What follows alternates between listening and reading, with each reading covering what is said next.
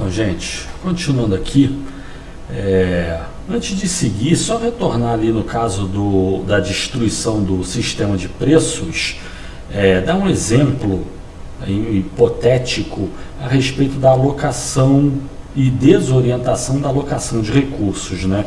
Digamos que você quisesse comprar um determinado bem, e vamos imaginar na época lá dos anos 80, na época do Cruzeiro, você quer comprar um determinado bem, lá na época, vamos dizer, um videocassete, e aí você vai numa loja, aí você chega numa loja, você vê o preço era 1.000 cruzeiros. E aí, ok, 1.000 cruzeiros, você vai em outra loja para ver o preço, para ver se está mais barato. Você chega numa segunda loja e está 1.100 cruzeiros, digamos.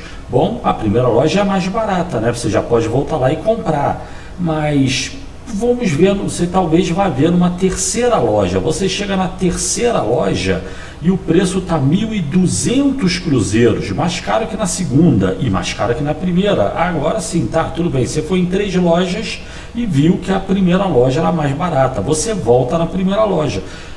Face à inflação, a gente tem o quê? Que você pode voltar na primeira loja e de repente o preço que era 1.000 cruzeiros, ele já foi a 1.300 cruzeiros, já aumentou, só no tempo de você ir de loja em loja, né? É claro, esse seria um processo inflacionário radical, exagerado, mas é só para exemplificar o problema da alocação de recursos. Você foi numa loja, 1.000 cruzeiros, segunda loja, 1.100, terceira loja, 1.200, volto na primeira loja, está 1.300, e agora? Onde é que você compra? Você pode dizer, vou na segunda loja, mas meio que já está óbvio o que vai ter acontecido na segunda loja, né? E daí, o que vai acontecer? Qual seria a sua decisão? Primeiro, várias decisões, né? Você pode resolver comprar em qualquer lugar, pagando qualquer preço, o que claramente não vai otimizar a sua situação. Você não sabe se está economizando ou não, ninguém saberia, é uma loucura sem pé nem cabeça, causada pela inflação. Os preços estão subindo loucamente, desorientadamente, desorganizadamente, ninguém consegue manter um preço na cabeça, de tal forma poder comparar um preço com o outro. Então você pode comprar em qualquer lugar. Isso por si só já é ruim. Outra decisão que você poderia tomar, você pode, então vou abrir mão de comprar, não vou comprar, não sei onde está barato, não vou comprar. Bom, mas se você não compra, aí o dano sobre a economia é claro, né? E aí é o caso que eu botei ali de desviar recursos produtivos para especulação. Você que quer um videocassete lá nos anos 80, você não sabe onde está mais barato, então você até abre mão de comprar. Primeiro, a sua condição de vida já está piorada, né? Seria melhorada com o videocassete, você quer o produto. Face à inflação e ao seu receio de fazer um mau negócio, você deixa de comprar o produto, o que claramente é ruim para você, né? Não é bom, vou guardar meu dinheiro. Não, eu quero o produto, eu não quero o dinheiro. Mas guardando o dinheiro, você acaba utilizando esse dinheiro para aplicar no banco e ficar ganhando juros para tentar salvar da inflação. E o que é mais importante, né? Quanto mais você ganhar, mesmo que você ganhando ou não da inflação, você nunca vai tirar o seu dinheiro das aplicações financeiras, da ciranda financeira, para comprar uma coisa, sendo que seu objetivo é comprar as coisas que você precisa no seu dia a dia, né? Então é nesse sentido que a inflação, ela destrói o sistema de preços e desorienta a alocação, desorienta e desvia a alocação de recursos, o que é altamente danoso para a economia, tá certo? Só retornando nesse ponto aí que é importante. E eu acho que em sala de aula poderia se explicar um pouquinho melhor, né? Mas aqui ficamos por aqui, por essa explicação. E com relação à inflação, então, o que a gente tem? Que ela é ruim e é danosa. E a inflação a gente já viu o que é. Ela é um aumento relativamente excessivo na quantidade de moeda em circulação. Consequentemente, impacta o nível médio de preços. Médio, não impacta todos os preços, mas impacta o nível médio de preços. E causa danos, né? e por isso tem que ser combatida. E para combater, ao longo do tempo, supostamente o governo implementa e implementou, vários governos ao redor do mundo, embora eles sejam os principais causadores, eles sempre apontavam para outras causas de inflação nas economias, né? Nas suas respectivas economias, né? Tipo, quais causas? Isso aqui que eu vou falar é por mau caratismo, não meu, mas de quem aponta para esses casos aqui, esses exemplos, né? Então, muita gente aponta para o quê? Quais seriam as causas da inflação segundo essas ideias alternativas, né? Seria o FMI, Fundo Monetário Internacional, ele é o culpado da inflação. Por anos se culpou o FMI pela inflação no Brasil e em outros países, né? Embora o FMI se relacione com vários países do mundo, e nem todos têm inflação. Hoje mesmo no Brasil, o Brasil é relacionado com o FMI e não tem processo inflacionário crônico. Hoje eu falo no anos de 2020, né? 2019, 2018, não há um processo inflacionário crônico como nos anos 80. Mas muita gente culpava o FMI, o que é o cúmulo do absurdo, uma mentira. Tem gente que culpa os Estados Unidos. Por quê? Não faça a mais remota ideia, mas joga a culpa nos Estados Unidos. Por que tem inflação no Brasil? A culpa é dos Estados Unidos. Qual a relação entre Estados Unidos e nível médio de preços no Brasil? Não faça a mais remota ideia. Não há relação simples assim, né? Mas tem gente que culpava. Tem gente que culpava as multinacionais, né? Por que tem inflação no Brasil? A culpa é das empresas estrangeiras.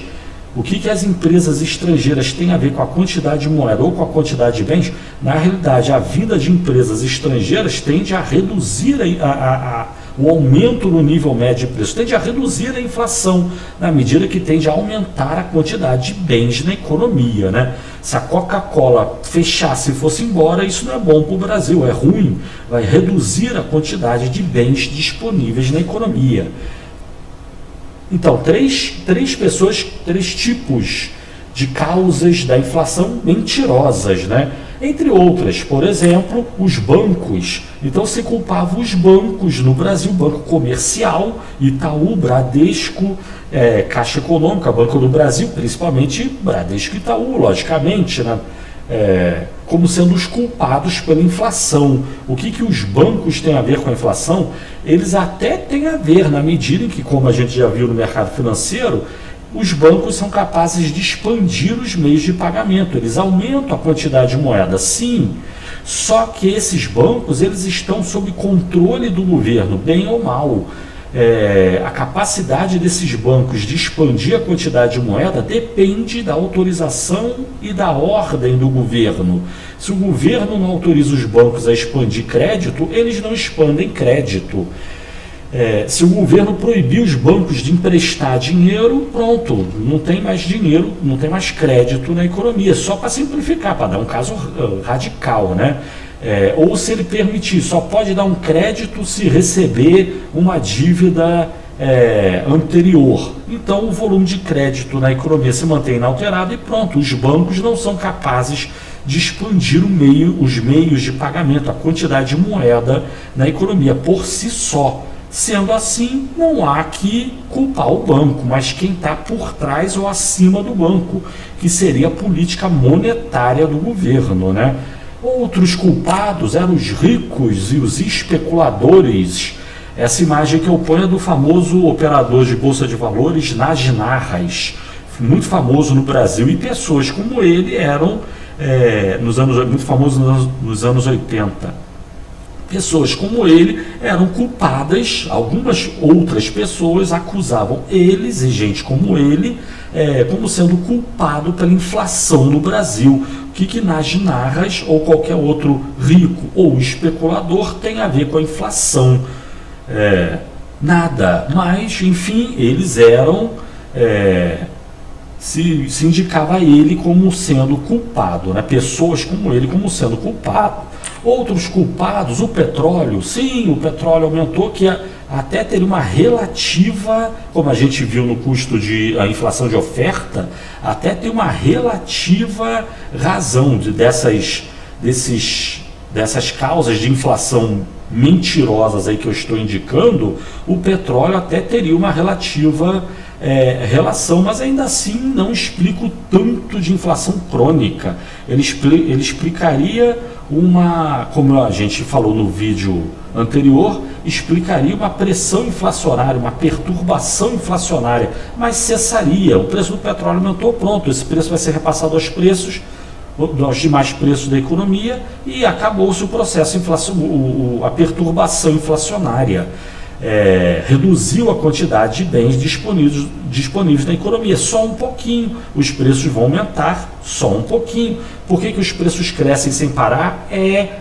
O aumento excessivo, relativamente excessivo na quantidade de moeda. Não é o preço do petróleo que encareceu e levou ao encarecimento de todos os preços. Isso tem lógica, é o que eu falei, só que isso não explica uma sucessão eterna de aumentos de preço. Para haver aumento de preço eternamente é a expansão o governo fabricando dinheiro. Vamos ver isso no próximo slide, né? Mas um outro culpado outro evento que era culpado pela inflação no Brasil, por exemplo no Brasil, mas em todos os países do mundo, desculpas como essas aí sempre foram dadas, né? Seria a má ou péssima infraestrutura da economia brasileira. Devo dizer que parece que tem lógica, e nesse caso não tem lógica, né? Se nós temos uma péssima infraestrutura, então nossa economia funciona com essa péssima infraestrutura e pronto. A gente vai ter uma certa quantidade de produção e de bens disponíveis na economia. Para essa quantidade de bens, dada a quantidade de moeda, haverá um nível médio de preços. A péssima infraestrutura que ela continua sendo o que era. Não explica porque que os preços vão subir. A alta dos preços viria ou da redução da quantidade de bens ou do aumento da quantidade de moeda na economia. E, como já falei anteriormente, a explicação real é o aumento na quantidade de moeda na economia, né? Mas, enfim, estou citando alguns casos de entidades que eram culpadas pelo processo inflacionário, não só no Brasil, bem como no mundo inteiro. Sempre tem gente para culpar esses casos aí esses exemplos aí que eu estou dando, né? Mas, por exemplo, nós temos uma admissão da culpa pela inflação, que foi feita timidamente pela candidata eleita na eleição de 2010, Dilma Rousseff, que no seu discurso de agradecimento pela eleição, em determinado momento, ela citou esse trecho aí. Ela falou: cuidaremos de nossa economia com toda a responsabilidade. É a Dilma falando, ela não virou presidente ainda não, foi em 2010, ela ganhou a eleição e no discurso de agradecimento na sede do PT, em determinado momento ela falou isso aí, né? Depois a gente viu a responsabilidade que ela tratou a economia brasileira. Mas enfim, continua ela. O povo brasileiro não aceita mais a inflação como solução irresponsável para eventuais desequilíbrios. Inflação é solução irresponsável? Como assim solução? Nunca ouvi falar que inflação fosse solução, só que não é solução. Solução para quê? Para qual problema? Solução para quem? Ela diz no próprio discurso dela: o povo brasileiro não aceita que governos gastem acima do que seja sustentável. Depois a gente viu que ela não seguiu o que ela própria disse, né? Mas de qualquer forma ela cita aí a causa da inflação e por que se fazia a inflação. A causa da inflação é o governo emitindo moeda. E por que ele emite moeda? Porque ele gasta muito dinheiro, nas palavras de Dilma Rousseff, gasta acima do que é sustentável, ou seja, do que ele pode gastar, do que ele arrecada de impostos junto à economia. E, como ele não tem dinheiro para pagar suas contas, acaba emitindo moeda. Então, a inflação é solução para o governo. E é um dano para a sociedade que vai perder poder de compra, especialmente os mais pobres, né? Então, certamente a Dilma Rousseff era uma das pessoas que culpavam a FMI, culpavam os Estados Unidos, mas quando foi eleita presidente nos deu essa pérola aí, que faço questão de apresentar a todos, né? E para quem não se lembra da imagem da Dilma Rousseff, ela foi a presidente do Brasil, a presidenta do Brasil, né? Que cuidou da economia muito bem, né? Essa é a Dilma Rousseff, que, bom, enfim, vamos continuar, né?